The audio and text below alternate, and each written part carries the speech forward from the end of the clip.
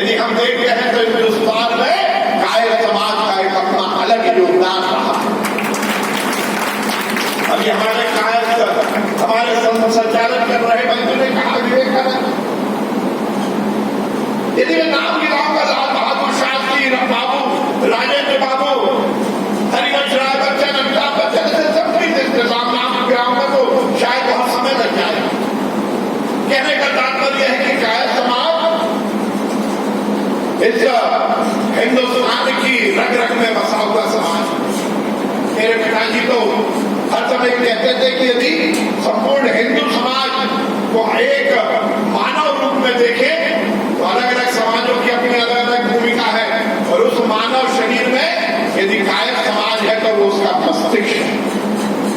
और यदि हिंदू समाज रूपी शरीर को ठीक ढंग से संचालित करना है तो कायर समाज को सही रखना पड़ेगा, क्योंकि किसी भी मानव शरीर को सही रूप से संचालित करने में उसकी बुद्धि को पूरी तरह से सजग होना। और इसलिए यदि हम इस देश की बात करें, देश की राजनीति की बात करें, तो कायर समाज नैसर्गिक रूप से भारतीय जनता पार्टी का समर्थन करता आया है। और क्यों ना करें? यदि आप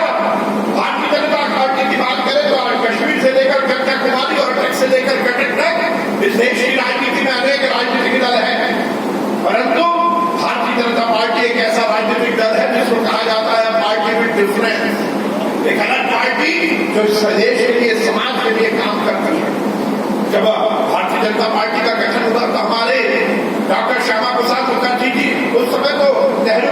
सरकार में उद्योगपति थे, और उन्होंने जब देखा कि इस देश की आजादी के लिए हजारों क्रांतिकारियों ने जिस लक्ष्य को लेकर अपनी जान को कुर्बान किया था, उस लक्ष्य को साधने में नेहरू कहीं ना कहीं विफल हो रहे हैं। उन्हें लगा कि नेहरू के नेतृत्व में ये देश शायद सही स्थिति में नहीं पहुंचेगा, इसलिए एक नागरिकता पर कहीं ना कहीं कुठाराघात होगा।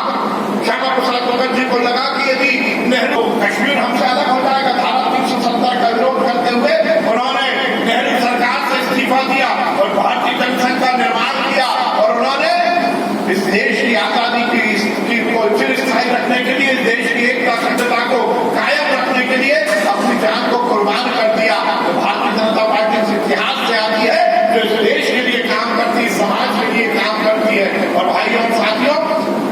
दीनदयाल जी से जब पूछा गया था कि भारतीय जनसंघ के कार्यकर्ता का लक्ष्य क्या है, तो उन्होंने यही कहा था, अंत्योदय समाज के अंतिम पंक्ति के अंतिम व्यक्ति की सेवा करना। तो कहने का तात्पर्य है कि भारतीय जनता पार्टी समाज के लिए, राष्ट्र के लिए काम करने वाला राजनीतिक दल है। आज नरेंद्र मोदी जी के नेतृत्व में भारतीय जनता पार्टी की सरकार इस देश की तस्वीर और शक्ति दोनों बदलने में लगी है। इस देश को परम वैभव तक पहुंचाने में नरेंद्र मोदी जी ने काम किया है। 2014 के बाद लगातार इस देश में विकास और कल्याण की राजनीति को आगे बढ़ाने का काम नरेंद्र मोदी जी ने किया है। विकास के नए आयाम स्थापित किए हैं, हर एक वर्ग का कल्याण किया है, हर एक वर्ग को मुख्य धारा से जोड़ने का काम किया। और केवल यही नहीं, नरेंद्र मोदी जी प्रधानमंत्री बने,